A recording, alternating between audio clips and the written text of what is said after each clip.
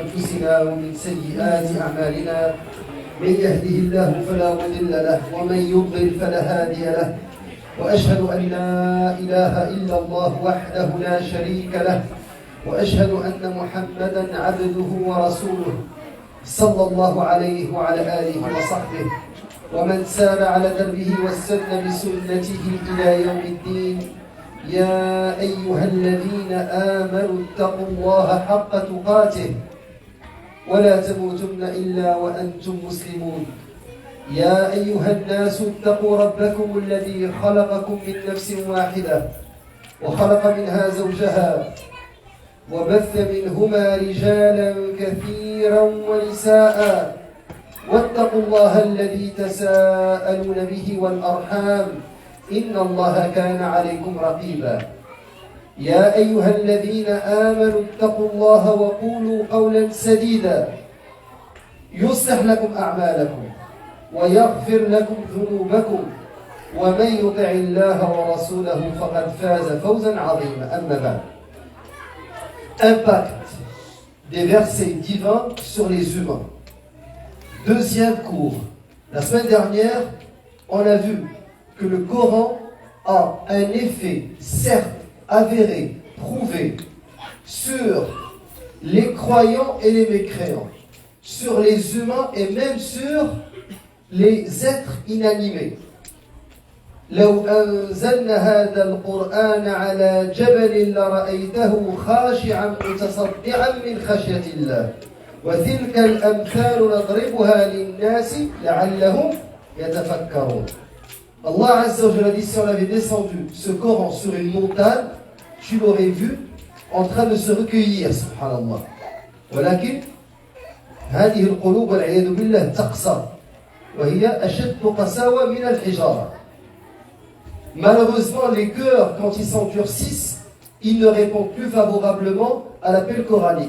Mais ce que j'aimerais faire aujourd'hui, c'est vous citer quelques anecdotes qui prouvent que les mécréants de Quraysh, les polythéistes, qui étaient connus certes pour leur éloquence, ne se sont pas tous convertis, mais tous ont reconnu le caractère inimitable, le caractère supérieur de la parole coranique.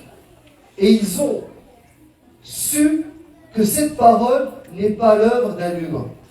Donc, je vais commencer par ce hadith rapporté par Al-Bukhari et Muslim, dans lequel le messager sallallahu alayhi wa sallam a dit: Ma min al-anbiya nabiyyun illa u'tiya ma mithlahu amana alayhi al-bashar. Ma min nabiyyin, ma min al-anbiya nabiyyun. C'est-à-dire, chaque prophète a reçu. Il n'y a pas un prophète parmi les prophètes qui n'ait pas reçu des miracles, des choses qui ont poussé les gens à croire. Ma min al-anbiya nabiyyun illa u'tiya ma mithluhu amana alayhi al-bashar. Wa innama kana alladhi utitu wahyan awhahu Allah ilayhi. فأرجو أن أكون أكثرهم تابعا يوم القيامة. Le message, il a dit, alayhi salam, il n'y a pas eu un prophète parmi les prophètes qui n'a pas reçu des signes, des miracles, grâce auxquels les gens vont pouvoir croire en lui, qu'il est un envoyé de Dieu, d'Allah Azza wa Jalla. Et lui, il a dit, j'ai reçu wahy, la révélation divine qu'Allah m'a inspiré. J'espère donc être le prophète qui aura le plus de fidèles au jour de la résurrection. Question pour tout le monde. Moussa alayhi salam, il avait un bâton qui se transformait, se métamorphosait en couleuvre. Quand il sortait sa main, elle devenait blanche. Moussa alayhi salam, il a frappé avec son bâton. Donc il a pu avoir 12 sources. Il a frappé avec son bâton, a pu faire un tunnel. Et entre les eaux, son peuple a pu traverser. Et le pharaon et son armée ont été engloutis. Et Isa alayhi salam, Jésus, il a pu redonner vie à des morts grâce à Allah Azza wa Jalla. Et à guérir des lépreux et des aveugles grâce à Allah Azza wa Jalla. Alors, comment se fait-il que le messager sallallahu alayhi wa sallam nous dit dans ce hadith authentique, sans aucun doute, apporté par le Bukhari et Muslim, que ce que Allah lui a inspiré va faire en sorte qu'il aura le plus d'adeptes, que les gens vont le croire et le suivre même après sa mort. Oui. Parce que le Coran, il est toujours d'utiliser le cerveau, que toute personne qui a un cerveau, il va être... Non, au cerveau. Au cerveau. Au cerveau Ok. de l'humain. D'accord, au cerveau. Quelqu'un d'autre? Oui. معجزات سيدنا موسى وعيسى وقتية لكن القرآن معجزة Barakallahu fik. La première des choses, mahsousa. Les gens ont vu, entendu, ils sont morts et on nous a rapporté ce qu'ils ont fait. Le Coran, il est entre nos mains. Il n'a pas été modifié par la main de l'homme. Et toute personne qui a de la science, il y a un médecin, un professeur universitaire canadien qui s'est converti quand il a découvert ce que dit le Coran sur l'embryon humain. Un autre qui était géologue, quand il a commencé à lire le Coran et découvert ce que le Coran a dit avant les savants occidentaux sur le fait, par exemple, que la Terre n'est pas plate, que c'est un globe, que la Terre comportait des strates, des couches. Ces éléments-là font en sorte que le Coran ne s'adresse pas seulement aux scientifiques dans le laboratoire ou à l'intellectuel qui va découvrir dans la législation islamique, subhanallah, des détails au niveau, par exemple, de la réhabilitation. On retrouve dans le Coran. Au niveau, subhanallah, de l'éducation. Avant le châtiment. Parce qu'il y a des gens qui caricaturent, par exemple, la législation islamique. La législation islamique est basée avant tout sur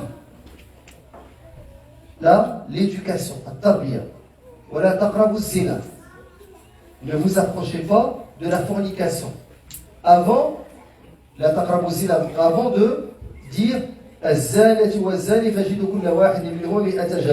donc il y a des gens qui prennent seulement le côté du châtiment, mais font fi que la législation islamique, on y voit dans je parle du droit criminel et droit pénal, la législation islamique est basée sur l'éducation, elle est proactive et non pas seulement réactive. Alors, qu'en ce temps-ci, au temps du prophète alayhi salatu wassalam, il n'y avait que les châtiments. Alors, même chose pour la médecine, même chose pour plusieurs sciences, même chose pour le caractère de l'éloquence du texte coranique. Les Arabes étaient connus pour leur éloquence. Et ils se sont rendus compte que ce texte, le texte coranique, ne comportait pas les mêmes rimes que la poésie arabe. Il se distinguait de ce qui prévalait dans la péninsule arabique. Et le texte coranique se distinguait des livres des peuples qui nous ont précédés, Al-Kitab. Que ce soit au niveau de son éloquence, et, subhanallah, par curiosité, écoutez un prêtre maronite ou copte réciter au psalmodier l'Ahd Qadim.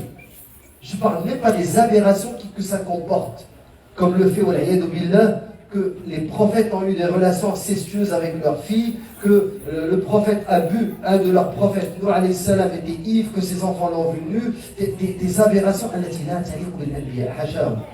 Je ne parle même pas de ces aberrations. Moi je parle au niveau d'éloquence. Ce n'est pas éloquent.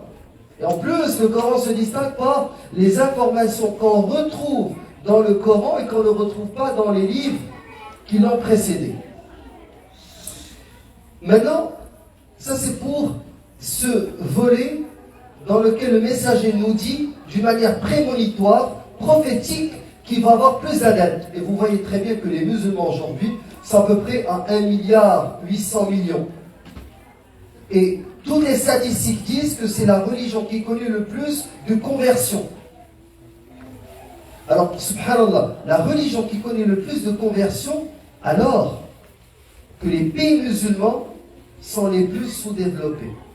Si les pays musulmans étaient très développés sur le plan matériel, sur le plan scientifique, Sur le plan technologique, les gens vont dire c'est normal. Les gens aiment les forts, aiment les puissants. Ceux qui suivent les Américains et les imitent, qui vont boire une boisson gazeuse parce que c'est made in USA, ou qui vont porter un pantalon en blue jean parce que c'est marqué made in USA, ou qui vont écouter de la musique parce que ça vient des États-Unis, on va comprendre, c'est normal, c'est la première puissance économique, scientifique, se convertissent. Ils ne se convertissent pas pour accéder matériel, mais ils se convertissent parce qu'ils ont trouvé des éléments qui les poussent. Et ces éléments-là se retrouvent dans Al-Qur'an, le Coran. Deuxième élément que j'aimerais apporter aujourd'hui, Allah Azza wa Jalla dans le Coran ne comporte aucun doute. Dans tous les livres que vous pouvez lire, dans la préface, on va dire involontaire de notre part, on n'a pas fait volontairement, on s'excuse pour toute omission. Mais le Coran, dès le début, il lance un défi. Alors, Rasul lance un défi aux Arabes de son époque, mais aussi un défi qui va perdurer dans le temps. Et jusqu'à nos jours, il n'y a personne qui a... Je nous dis, si les djinns et les hommes se mettaient ensemble pour essayer d'amener quelque chose de similaire à ce Coran, ils ne pourront pas le faire. Et je résume le sens de ce verset-là, qui est dans Surat Al-Isra. Jubair ibn Mut'im, j'ai entendu le messager sallallahu alayhi wa sallam réciter At-Tur dans la prière du couchant. Et quand il arriva au verset Am khuliqu min ghayri shay'in am humul khaliqun am khalaqu as-samawati wal ard bal la yuqinun am 'indahum khaza'in rabbika am humul musaytirun. Ont-ils été créés? Réfléchis pas. Ces versets-là, les allégations des matérialistes ou des athées, des agnostiques, regardez, il dit, ont-ils été créés à partir du néant? Ou sont-ils eux-mêmes les créateurs? Question. Quand vous parlez à un athée, et que... Non, un athée, il va pas dire Dieu. Il va dire qu'il y avait des gaz, et les gaz ont explosé et ont créé une autre matière. Donc la matière initiale, c'était des gaz. Donc d'une certaine manière, tous ceux qui nient l'existence d'Allah Azza wa Jal sont des matérialistes. Ça, c'est la matière. Il n'y a pas d'autre. Il y a deux possibilités. La première, que ce soit Allah qui a créé le monde. La deuxième, c'est la matière. Et quand on leur dit qui a provoqué cette explosion de la matière, ils vont te dire coïncidence. C'est une coïncidence. Impossible. Il y a ça s'arrête. La matière ne peut pas se créer. Mais nous, on leur dit celui qui a créé tout ça, c'est Allah.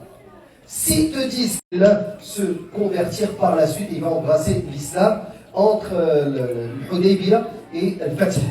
On dit qu'il s'est converti par la Khayba. Donc, ces paroles coraniques, ces versets de Surat At-Tur l'ont marqué. Et c'est ce que je voulais dire aujourd'hui. Le premier cours, on a démontré ce qui empêche les gens de bénéficier, de tirer profit du Coran. Aujourd'hui, je voulais juste amener que même les mécréants de Quraysh n'ont pas pu résister à la splendeur, à la beauté coranique. Quand on parle de la beauté coranique, on parle de plusieurs éléments. Le premier, c'est le caractère inimitable. N'importe quel écrivain, si on prend la littérature anglaise, Shakespeare, ils vont te dire, c'est quelqu'un qui a un style unique. Mais quand on commence à chercher, on trouve qu'il a été influencé. Quand tu parles de Proust, par exemple, 19e siècle chez les Français, ils vont dire Proust est un grand écrivain, mais il y a une influence. Il a été influencé par les romantiques, il y a des courants littéraires qui l'ont influencé. Quand on parle au niveau du théâtre, ils vont revenir toujours à la tragédie Racine, tragicomédie Corneille, la comédie Molière. Mais on va dire, Molière a été influencé par les troubadours, par la littérature profane, qui existait dans les foires, dans la littérature populaire. L'autre, il a été marqué par les classiques. Mais quand on s'en va vers le texte coranique, les mécréants de Quraysh, ils n'ont pas trouvé qui a influencé cet homme qui pendant 40 ans était un homme normal, qui vivait parmi eux, qui était berger au début, qui est devenu commerçant. Un jour, il vient avec un livre unique et il ne la met pas d'un seul coup. À chaque fois les versets, à chaque fois les versets viennent quand, subhanallah, il y a un besoin. Et il vient avec un défi. Et ça fait en sorte que les Sahaba radiallahu anhum ont cru en Allah et au messager. Et vous savez la suite. Ils ont battu les Perses et les Romains et amené l'islam à Khurasan jusqu'au Maghreb, jusqu'en Andalousie, subhanallah, animé par cette foi que cet homme a ramené al-haqq min Allah azza wa jalla. Allah a dit قل أوحي إلي أنه استمع نفر من الجن فقالوا إنا سمعنا قرآنا عجبا. Dit, il m'a été révélé qu'un groupe de djinns prêtèrent l'oreille, puis dire, nous avons certes entendu une lecture, c'est-à-dire le Coran, lecture merveilleuse. Yahdi ila rushd, qui guide vers la droiture, subhanallah. Ça aussi, c'est un autre caractère miraculeux du Coran, c'est qu'il guide vers la droiture. فآمنا به. Donc, et nous y avons cru. وَلَنْ نُشْرِكَ بِرَبِّنَا أَحَدًا. Et nous n'associerons jamais personne à notre Seigneur. Donc, Al-Qur'an a eu un effet sur لو أنزلنا هذا القرآن على جبل, sur une montagne, sur les polythéistes, sur les mécréants parmi les djinns qui se sont convertis. Subhanallah, ceux qui ont déjà assisté à un exorcisme. Il y a quelques années, je suis parti avec un frère pour une soeur qui était possédée. C'était au mois de Ramadan, il y a à peu près 4-5 ans. Et subhanallah, lors de Ruqya, la récitation du Coran, la sœur s'est évanouie, bien sûr, elle portait des niqab, il y avait son mari. Ceux qui font de Ruqya, qui touchent la femme, ça c'est parmi les choses graves. Il ne doit pas y avoir de khalwa. Le mari doit être là. Celui qui fait Ruqya ne doit pas la toucher. Soit il y a la wisada, soit il met sa main sur la main de son mari. Et à un certain moment, El Jinni a commencé à parler. C'était pendant le Ramadan, entre les Iftar et le Tarawih. Puis il a dit qu'il vient du Portugal, qu'il est juif, que c'est la femme de son oncle qu'il a envoyé d'Algérie. Et c'est elle qui a fait sihr et tout. Il a commencé à parler.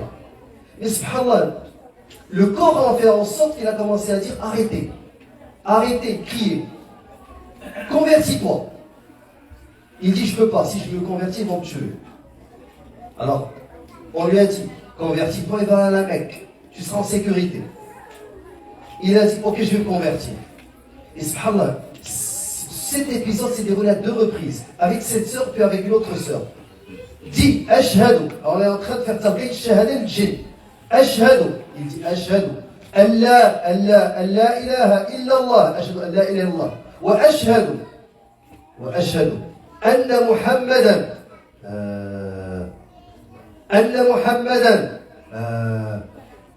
c'est les cris qui poussent. أن محمدا, il ne veut pas dire أن محمد رسول الله. Donc lui il ment, le djinn ment. Il fait semblant qu'il va se convertir à l'islam. Il dit أشهد أن لا إله إلا الله. Quand vient le temps de dire وأن محمد أشهد أن محمد رسول الله, والله il refuse. Et subhanallah, moi je l'ai vu, je l'ai entendu de mes propres yeux.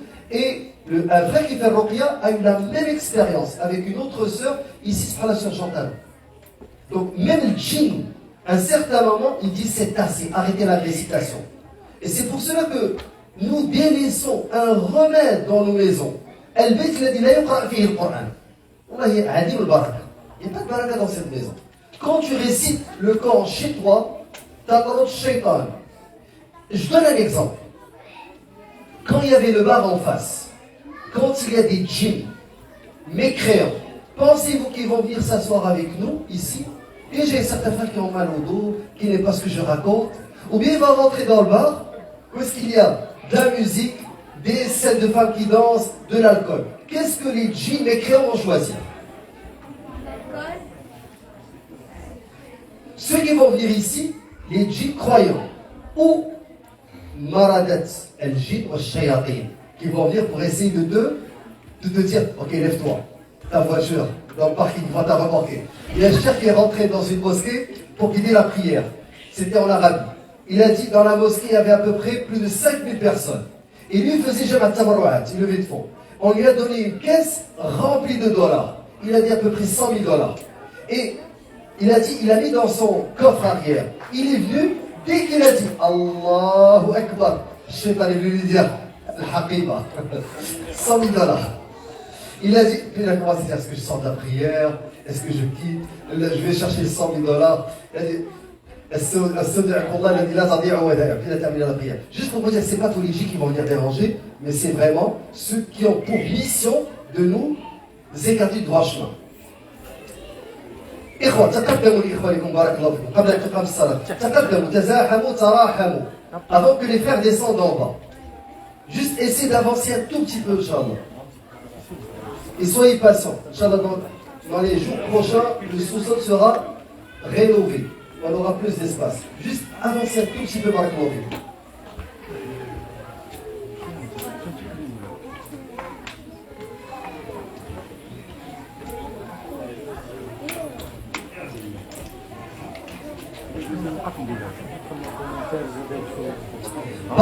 Parmi les éléments qu'on cite sur l'influence du Coran sur les mécréants de Quraysh, qui ne se sont pas tous convertis. Je veux le Mut'im, il s'est converti. Maintenant, Abdullah ibn Abbas nous rapporte dans la biographie, dans Siyar, l'histoire de Walid ibn Mughira. Vous savez qui est Walid ibn Mughira? Walid ibn Mughira, il faut étudier sa biographie. C'est un milliardaire. Lui, il donnait tellement à manger aux pèlerins que l'homme passait sur son cheval et pouvait se servir. Il prenait l'eau et il mettait les dattes et les raisins secs, zabib wa tamr, pour que l'eau soit sucrée, puis il la couvrait pour qu'elle soit fraîche et donnait ça gratuitement aux pèlerins. C'est le père de Khalid al-Walid. Khalid al-Walid de Mughira. Mais il est mort mécréant. Et il détestait Rasoul alayhi salatu wassalam. Et son fils, Khalid al-Walid, il a été éduqué, élevé par cet homme. Comment cet homme a formé un champion. Khalid al-Walid n'a pas été élevé en étant gâté. Et moi je le dis, je sors de la conférence, arrêtons de gâter nos enfants. Je le vois dans les écoles secondaires. Le petit Québécois, il est sur la patinoire, il jette les gants, il se bat contre un autre. Son père et sa mère sont là. Et défends-toi. Un petit maghrébin, il joue un match de foot. Quelqu'un lui fait un tacle, les deux pères se battent. Dans les Oulidi, il a cassé, il a massacré, ne touche pas à mon fils, la femme elle rentre. L'autre sur la patinoire, tu vois des dents tomber, du sang. Là, ils regardent, ils encouragent leurs enfants.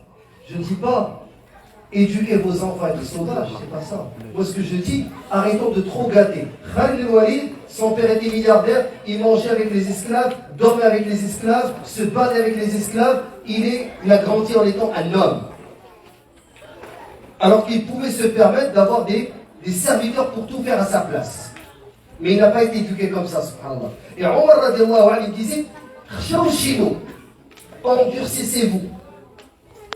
Donc, son père, il est venu à Rasul alayhi salatu wassalam.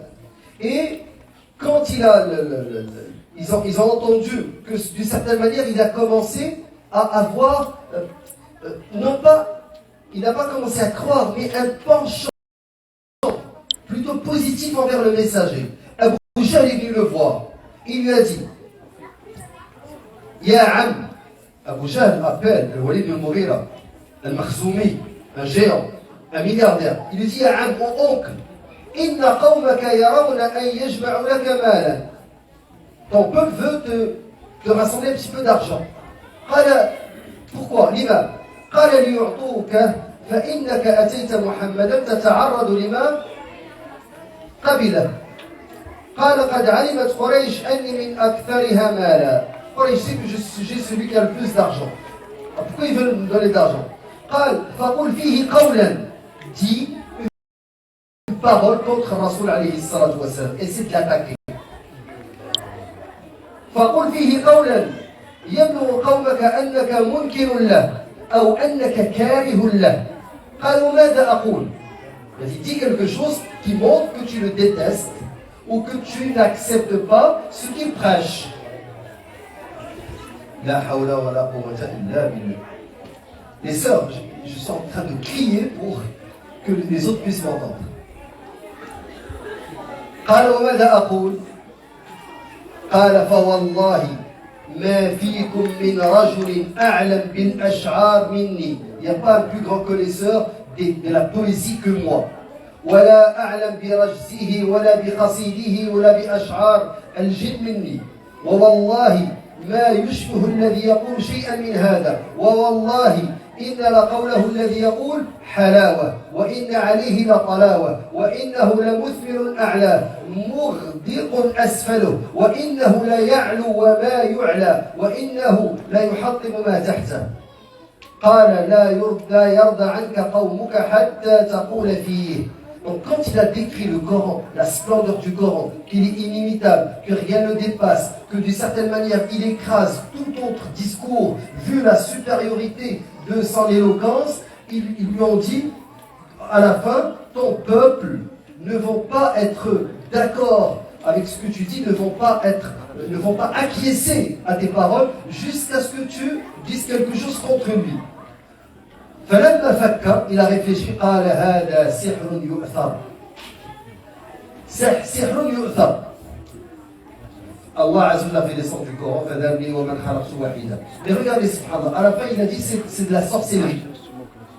Car Rasul il a dit إن من البيان لسحرا. البيان, donc l'éloquence c'est une manière d'ensorceler les esprits.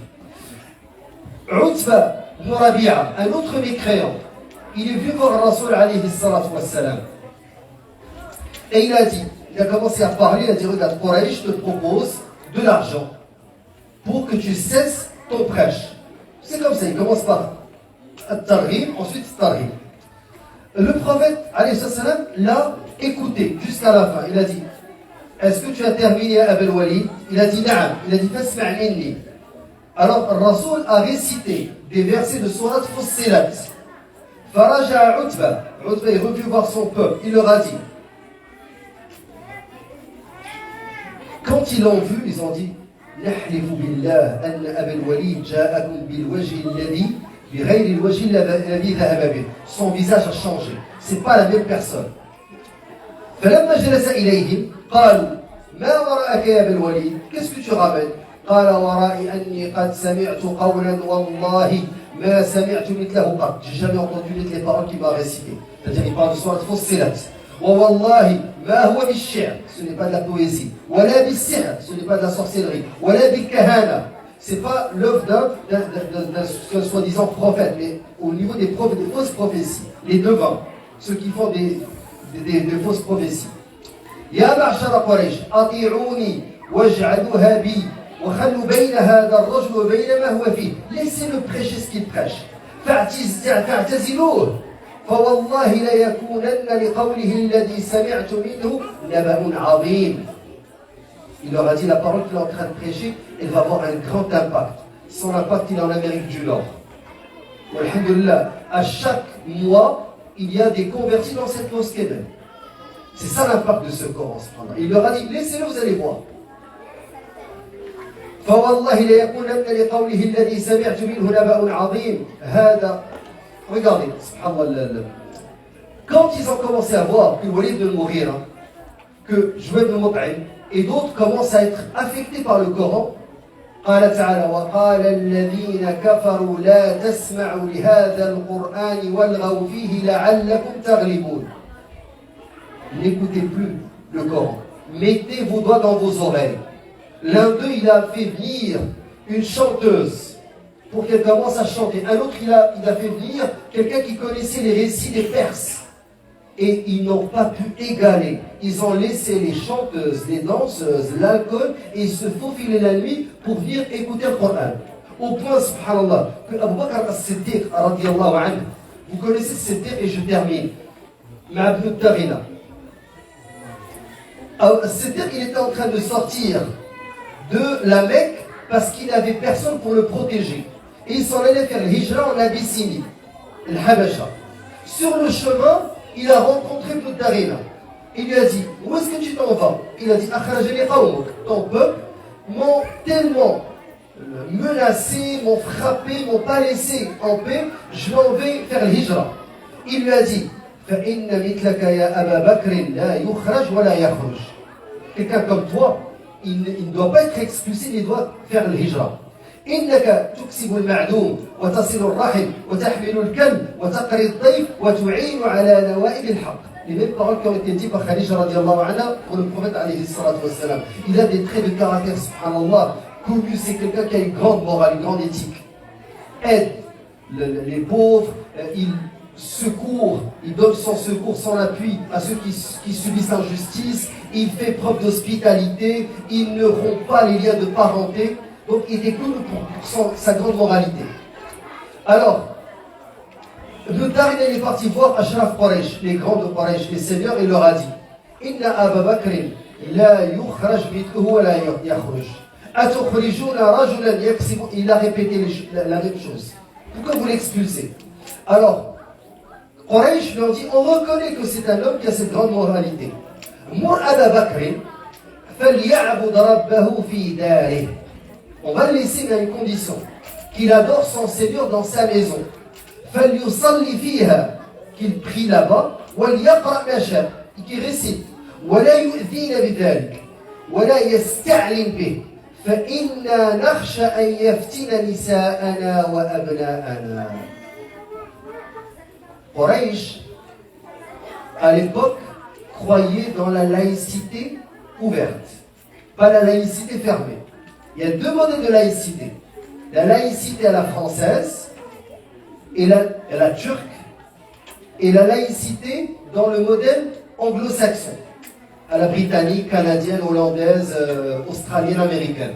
Dans la première, tu peux adorer ton Seigneur, prier dans le public, dans la sphère publique. Ça ne nous dérange pas, tant que nos lois s'appliquent.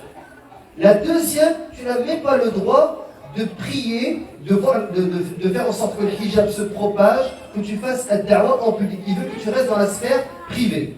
Ça, c'est le modèle français. Donc, Quraysh, au début, était plus libéral que le modèle français. Parce qu'ils lui ont permis, d'une certaine manière, au début, de faire ad-da'wa, mais quand ils ont vu l'impact, ils ont changé. Ils ont dit maintenant, tu dois rester dans ta maison. Ils ont adopté l'autre modèle, le modèle français. Alors, Abu Bakr radiallahu anhu, il a commencé à adorer son Seigneur chez lui. Qu'est-ce qui s'est passé? Subhanallah. Les femmes et les enfants de Quraysh ont commencé à venir voir cet homme. وَكَانَ أَبُو بَكْرٍ رَجُلًا بَكَّاءً لَا يَمْلِكُ عَيْنَيْهِ إِذَا قَرَأَ الْقُرْآنَ. Donc il pleurait quand il récitait le Coran. Et il avait une belle récitation. Et les femmes et les enfants commençaient à venir et ils sont venus le voir. De Darina lui ont dit il faudrait qu'Abu Bakr Siddiq cesse la prière dans la mosquée, dans sa cour, et qu'on ne l'entende plus. Alors, As-Siddiq radiallahu anhu, il a dit que je te rends jiwarak. Waraditu bi jiwarillah. Parce que c'est lui qui l'avait d'une certaine manière atah jiwar, il a protégé, et As-Siddiq, il a refusé, subhanallah, de ne pas réciter le Coran et de ne pas prier. Ça, c'est l'impact du Coran. Au point que les femmes et les enfants des mécréants, des polythéistes, se faufiler pour venir écouter en cachette Abu Bakr Siddiq radiallahu anhu. Inch'Allah, je vais arrêter à ce point-là, mais pour ce deuxième cours, je voulais seulement insister sur ce point-là. Ceux qui ont été marqués par le Coran à l'époque n'ont pas été marqués par le caractère scientifique, les miracles scientifiques, ou les miracles historiques, mais par le miracle stylistique. La stylistique, l'éloquence, le miracle linguistique. Parce qu'on va voir dans le prochain cours combien il y a de miracles dans le Coran, subhanallah. Et parmi les livres de référence, An-Naba'ul Azim. Ce livre-là, subhanallah, c'est à lire et qui montre pourquoi c'est prouvé. C'était une thèse de doctorat à la Sorbonne par un grand savant musulman de l'Azhar et qui montre pourquoi le Coran ne peut pas être l'œuvre d'un homme. Qui le prophète alayhi salatu wassalam, étant donné les connaissances qui prévalaient à l'époque en Arabie, en son temps à lui. Subhanallah. سبحانك اللهم وبحمدك أشهد أن لا إله إلا أنت نستغفرك ونتوب إليك. إن شاء الله أذكر هناك صلاة العشاء والتراويح